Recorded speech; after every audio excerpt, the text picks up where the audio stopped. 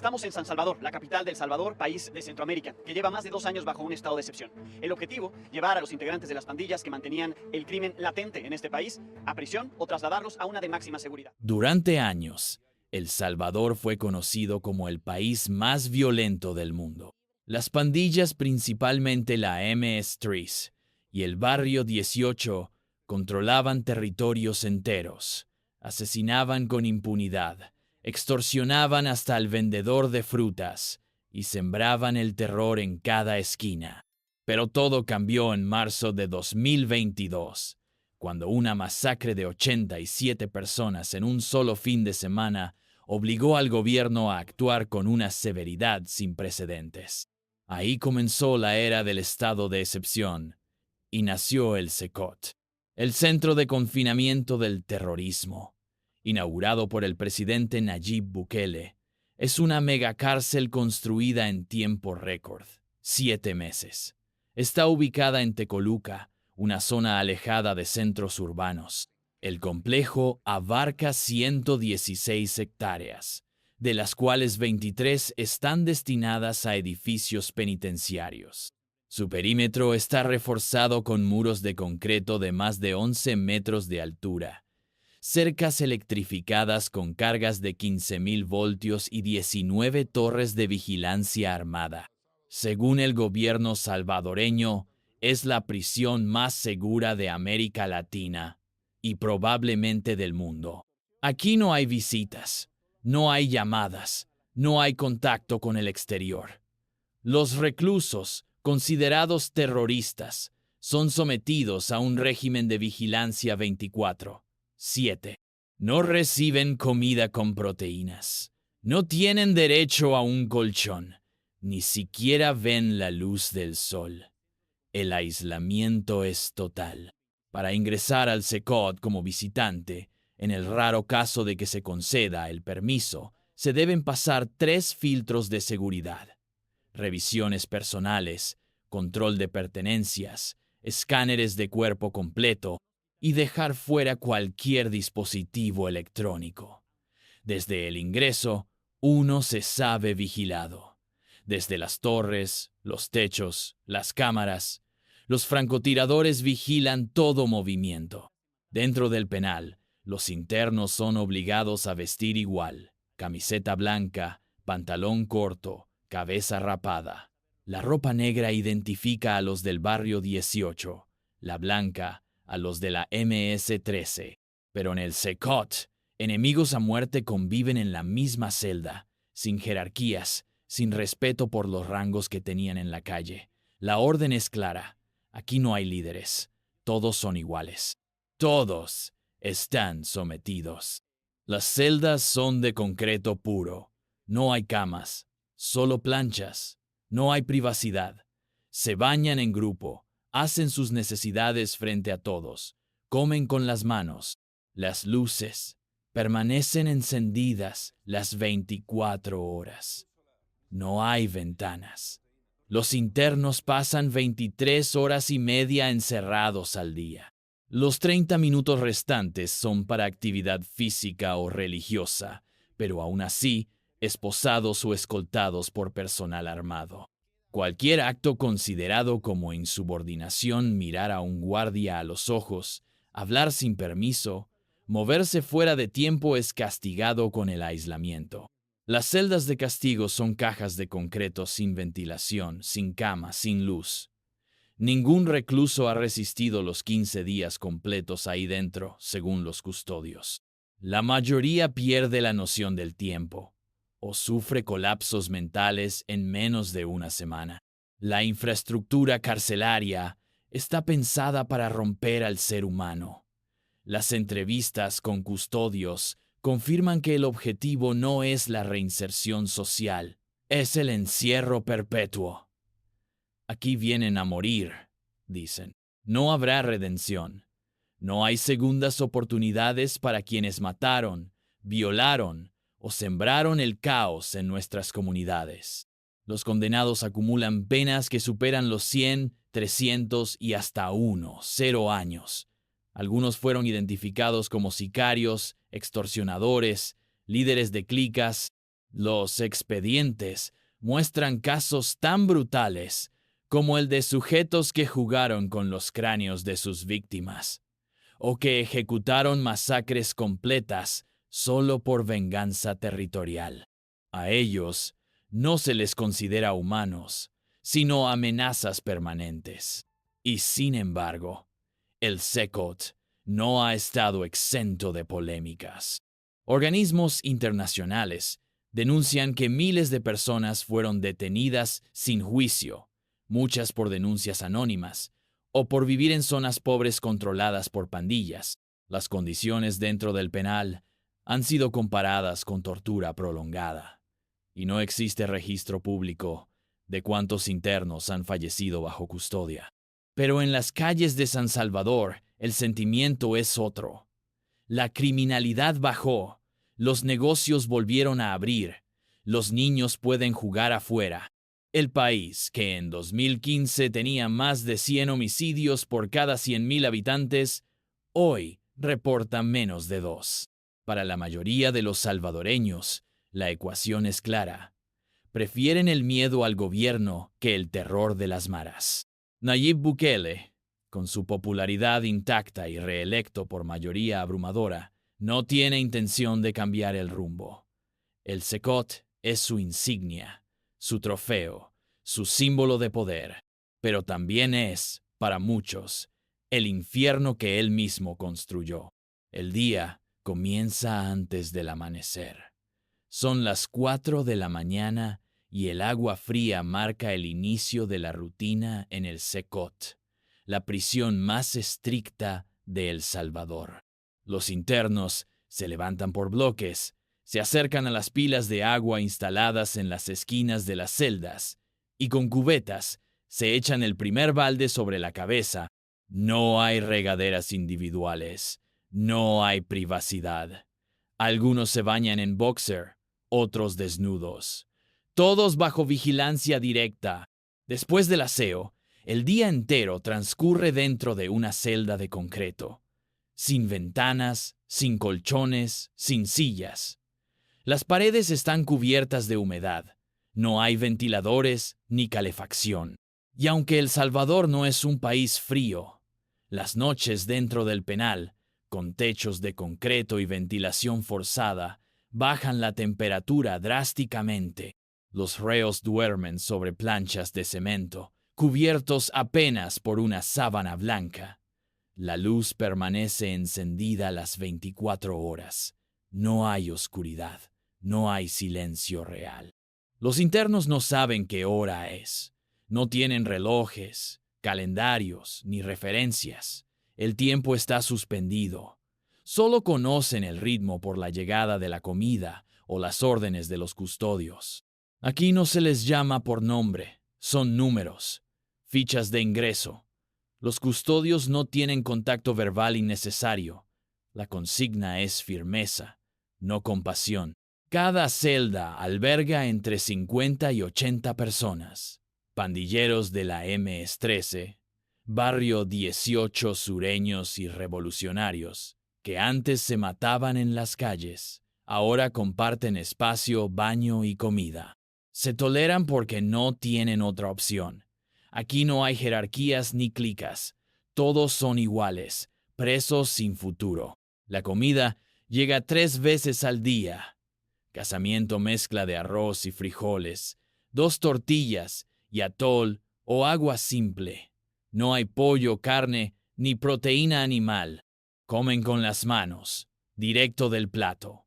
No hay cucharas ni tenedores, por seguridad. Si alguien necesita usar el sanitario durante la comida, lo hace frente a todos, sin cortina, sin puerta. No hay privacidad en el Sekot, ni para vivir, ni para morir. Los reos solo salen 30 minutos al día. Lo hacen por turnos, en grupos pequeños. Participan en ejercicios físicos o en oraciones dirigidas. Es el único momento en el que pueden ver el cielo, aunque solo sea por una ranura en la estructura. La mayoría aprovecha para estirarse, respirar y en silencio mirar algo que no sea concreto. Durante la noche, la tensión crece. El silencio es sepulcral. Solo se escucha alguna tos, el crujir de un catre o los pasos de los custodios. Las revisiones sorpresa ocurren en cualquier momento. Cuando eso pasa, todos deben ponerse de pie, dar la espalda, agacharse y someterse a una requisa completa. Si alguien rompe el protocolo, va directo a la celda de castigo. Las celdas de aislamiento son el punto más temido del penal. Son espacios mínimos, sin ventilación, sin colchoneta, sin luz natural. Los reos que son enviados ahí no soportan más de 3 o 4 días. Algunos comienzan a gritar, otros se desmayan. El récord, según custodios, es de 11 días. Nadie ha llegado a los 15. Es tortura blanca, legalizada por el régimen de excepción. Muchos de los internos no saben si sus familias están vivas. Otros fueron abandonados. Algunos eran líderes. Hoy son solo cuerpos alineados bajo una rutina de absoluto control. Lo que una vez fueron tatuajes de guerra, ahora son marcas vacías. Lágrimas tatuadas en los pómulos, nombres en el cuello, fechas en los brazos. Todo sin sentido, dentro de un lugar donde el pasado ya no existe y el futuro está clausurado. La mayoría de los internos tiene entre 20 y 35 años. Algunos llevan décadas delinquiendo. Otros apenas iniciaban su carrera criminal. Todos están aquí por el mismo motivo: formar parte de una estructura considerada terrorista por el Estado. Algunos niegan haber cometido delitos, otros aceptan haber matado, extorsionado, violado. Pero allá afuera no se veía tan mal, dicen. Aquí uno ya piensa diferente, pero ya es tarde. Los custodios afirman que no hay tortura, pero sí régimen estricto. Defienden que es necesario. Esta gente jugaba a ser Dios. Decidían quién vivía y quién no. Ahora ya no deciden nada. Y en efecto, el SECOT no es una prisión cualquiera. Es una zona de silencio, un laboratorio de control humano, un lugar donde el Estado ejerce su poder sin límites visibles. Vivir sin nombre, sin tiempo, sin colchón, no es una metáfora. Es la realidad de más de 12,000 personas encerradas bajo tierra, detrás de muros electrificados, lejos del mundo. La megacárcel que Bukele construyó no pretende reformar, pretende enterrar. El módulo 4 del SECOT no tiene ventanas, pero sí cámaras en cada esquina. Desde el techo, desde los pasillos, desde el interior de las celdas, todo es observado. No existe un solo ángulo ciego. Aquí se encuentran los reos más peligrosos, los más temidos, o los que han desafiado el régimen interno. Muchos son antiguos palabreros, líderes de clicas que, en las calles, impartían terror. Hoy, no tienen ni voz ni jerarquía. Son más de 3, 0 internos distribuidos en pabellones idénticos, bloques de concreto gris, con puertas metálicas, espacios mínimos y pasillos vigilados por custodios armados. Cada pabellón tiene su propio régimen interno, pero todos siguen la misma lógica: disciplina total. Aquí no hay errores, cada movimiento es cronometrado, cada acción anticipada. El día comienza con un llamado seco, un silbato agudo que resuena por los pasillos. Todos los internos deben ponerse de pie, formar filas dentro de sus celdas y esperar órdenes. No se permite hablar. No se permite rezar por cuenta propia.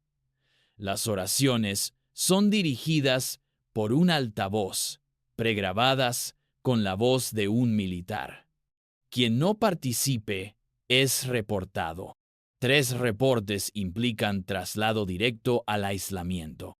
La rutina incluye ejercicios físicos forzados, sentadillas, lagartijas, marchas en su lugar. Algunos reclusos han desarrollado rutinas propias, pero si no cumplen con el estándar del grupo, son reprendidos, no por los custodios, sino por los mismos compañeros. En el módulo 4, el régimen obliga a los internos a vigilarse entre ellos. Si uno cae, todos pierden. Después del ejercicio, el desayuno. Casamiento frío frijol con arroz y 2 tortillas. Si hay alguna festividad nacional, se suma una ración extra de atol o una fruta. Pero eso es raro. Aquí la comida no es nutrición, es rutina. Se sirve en botes metálicos que se colocan directamente sobre el suelo. Nadie puede tocar su porción antes de la señal. Comer antes implica una sanción colectiva. Las duchas son colectivas. Una fila avanza por turnos, bajo un chorro de agua fría. No hay jabón, no hay toallas. Quien se tarde demasiado es interrumpido por un grito desde el altavoz.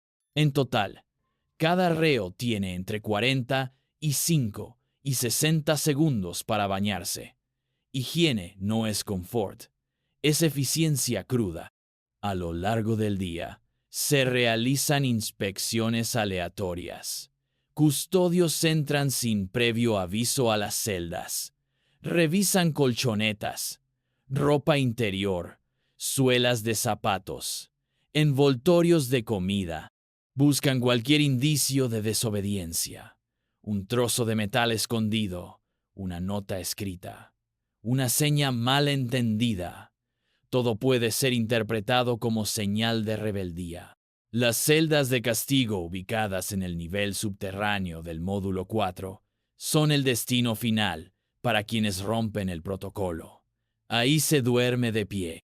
El espacio es tan reducido que apenas permite sentarse con las piernas dobladas. Sin luz, sin colchón, sin visitas. Algunos internos aseguran haber escuchado gritos durante días. Otros no regresaron. Pero el castigo más temido no es el aislamiento físico, sino el castigo psicológico. En el módulo 4, los guardias pueden ordenar retiro total de voz.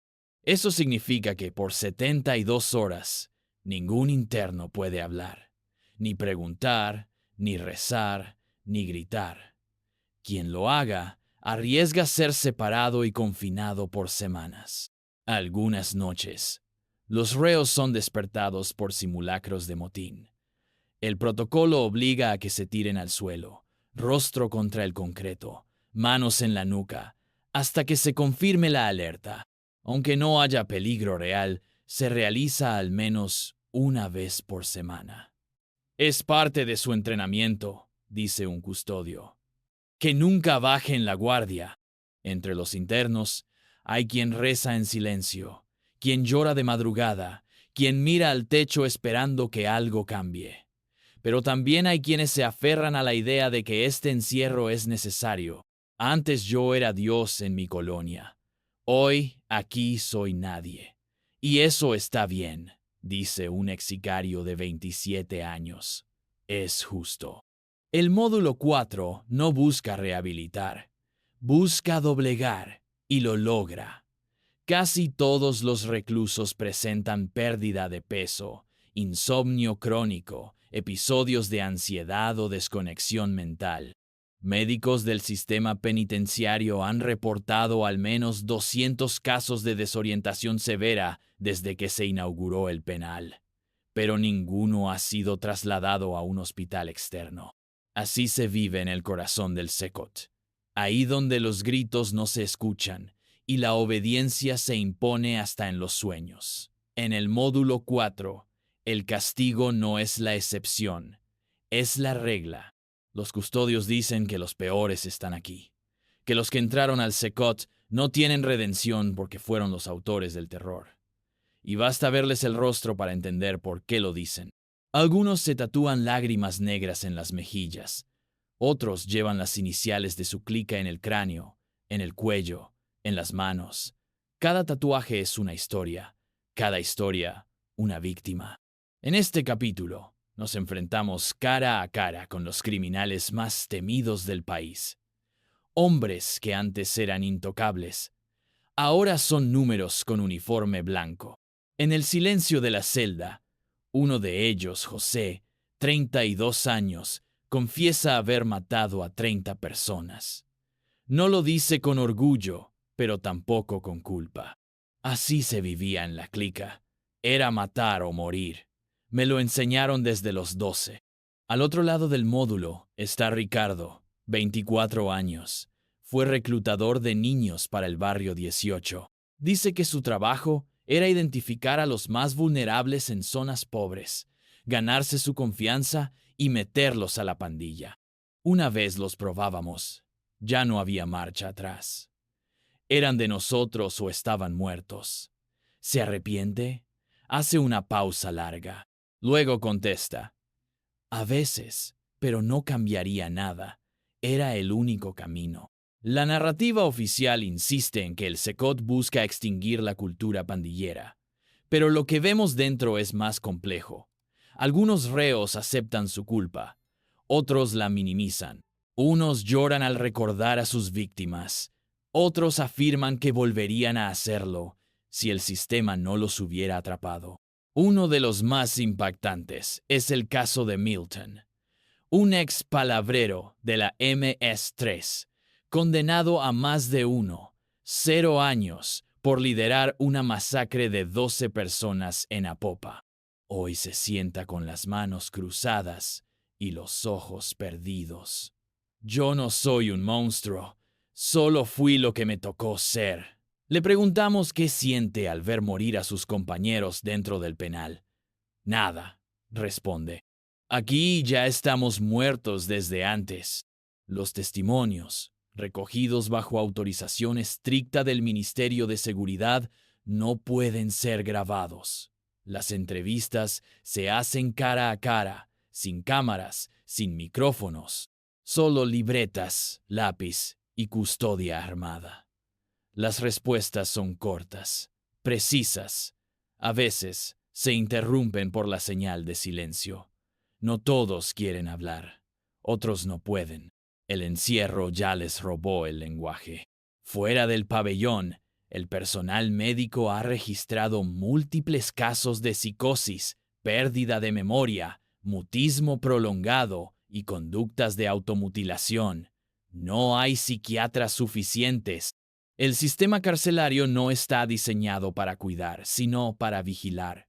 Y los guardias lo repiten: no estamos aquí para entenderlos, estamos aquí para contenerlos. Sin embargo, hay excepciones. Como el caso de Samuel, 19 años, que apenas pasó 2 semanas en la pandilla antes de ser arrestado. Fue condenado por asociación ilícita. Nunca maté. Solo me pusieron a vigilar. Me atraparon en la esquina de mi casa. Hoy pasa las noches orando, escribiendo en su mente cartas que no puede enviar. Quiero salir, pero no sé si alguien me espera allá afuera.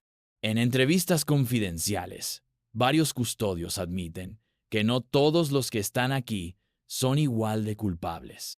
Algunos fueron detenidos solo por vivir en zonas de riesgo, por tatuajes sin relación con pandillas o por denuncias anónimas, pero en el SECOT no hay distinción. Todos son tratados como terroristas. La pregunta se repite: ¿puede haber redención en un lugar donde ni el alma tiene espacio para respirar? Algunos internos dicen que sí, que ya no son los mismos, que han encontrado a Dios, que lloran cada noche por lo que hicieron. Pero hay otros que miran al visitante con frialdad, con la mandíbula apretada y con una advertencia muda. Si salgo, todo vuelve a empezar.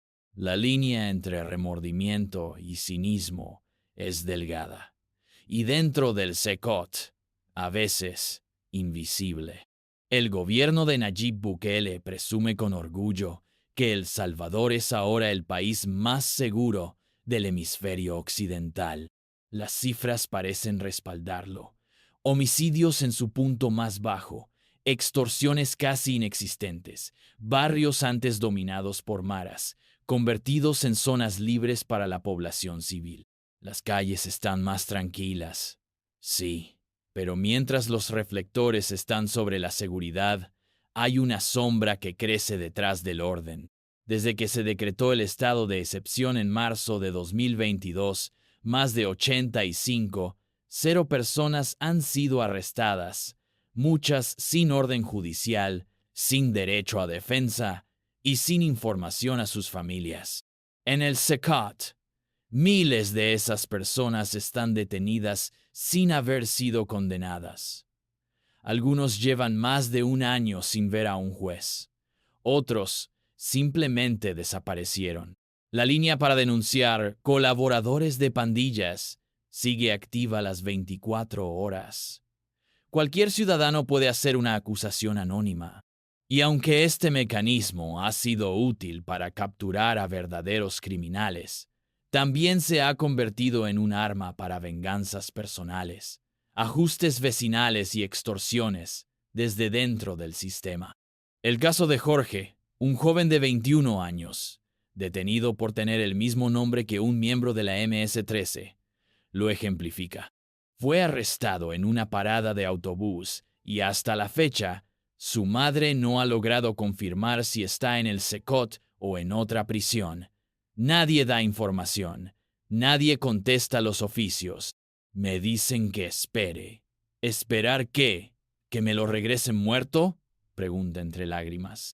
Organizaciones internacionales como Human Rights Watch, Amnistía Internacional y la ONU han emitido múltiples alertas sobre posibles detenciones arbitrarias, desapariciones forzadas y violaciones masivas de derechos humanos en El Salvador. Pero el gobierno de Bukele responde con una sola frase: estamos ganando la guerra. Los jueces salvadoreños hoy trabajan bajo presión. El sistema judicial fue reestructurado por el oficialismo, y cualquier resolución que favorezca a un detenido acusado de pandillerismo puede ser considerada sospechosa. Algunos jueces han sido removidos. Otros prefieren no firmar sentencias absolutorias. El mensaje es claro. La justicia está subordinada a la narrativa de seguridad. Dentro del SECOT, el control no se limita a los reclusos. También alcanza al personal. Médicos, custodios, personal de limpieza, todos están sujetos a cláusulas de confidencialidad y protocolos rígidos. Nadie puede hablar con periodistas. Nadie puede compartir lo que ve. El penal funciona como una cápsula cerrada, donde lo que ocurre adentro nunca debe filtrarse al exterior. Y sin embargo, algunos informes han salido a la luz. Documentos internos muestran que al menos 400 personas han muerto bajo custodia del Estado desde el inicio del régimen. Muchas por enfermedades no atendidas, otras por violencia entre reclusos o uso excesivo de la fuerza. 4 de esos casos eran bebés nacidos dentro del sistema carcelario. Ninguno fue investigado formalmente. Además, la megacárcel se ha convertido en una herramienta política. Es usada como símbolo de fuerza durante campañas, como escenario de discursos internacionales y como modelo para otros gobiernos interesados en aplicar la fórmula Bukele. Lo que no se muestra son los pasillos oscuros, los gritos apagados, ni los expedientes sin nombre que se acumulan sin resolución. En las comunidades más pobres del país, el miedo ha cambiado de rostro. Antes era el homeboy, armado que cobraba renta. Hoy es el policía que entra sin orden, el soldado que detiene sin pruebas, el fiscal que acusa sin evidencia. El terror ya no viste tatuajes, viste uniforme.